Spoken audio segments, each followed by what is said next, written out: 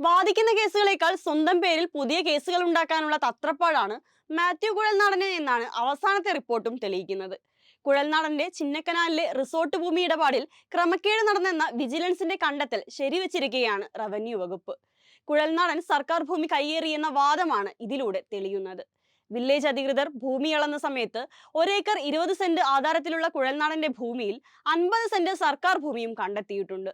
അനധികൃതമായി സർക്കാരിൽ നിന്ന് ഭൂമി കയ്യേറിയാണ് കുഴൽനാടൻ തന്റെ ആസ്തി വർദ്ധിപ്പിച്ചത് എന്ന് ചുരുക്കം. മാത്രമല്ല, 18 ലക്ഷം മൂല്യമുള്ള കെട്ടിടത്തിന്റെ കാര്യം രജിസ്ട്രേഷനിൽ പ്രതിപാദിച്ചിട്ട് പോലുമില്ല. ഇതോടെ മാത്യു കുഴൽനാടന്റെ കൈവശം ചിന്നക്കനാൽ വില്ലേജിലുള്ള 50 സെന്റ് സർക്കാർ ഭൂമി ഏറ്റെടുക്കാനുള്ള നടപടികൾ വേഗത്തിലാക്കിയിരിക്കുകയാണ് റവന്യൂ വകുപ്പ്.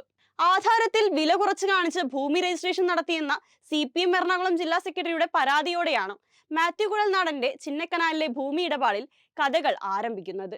അന്വേഷണത്തിന്റെ തുടക്കത്തിൽ CPM പക തീർക്കുകയാണെന്ന് പറഞ്ഞ് പിടിച്ചു നിൽക്കാൻ ശ്രമിച്ച കുഴൽനാടന് പക്ഷേ അന്വേഷണം തുടങ്ങിയതോടെ അടിതെറ്റി തുടങ്ങി.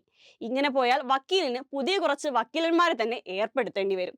ഇനിയിപ്പോ കോൺഗ്രസുകാർക്ക് വേണ്ടി കോട്ടിട്ട് വാദിക്കാൻ പോവാൻ ആരുണ്ടാവുമെന്ന് ആലോചിക്കുമ്പോഴാണ്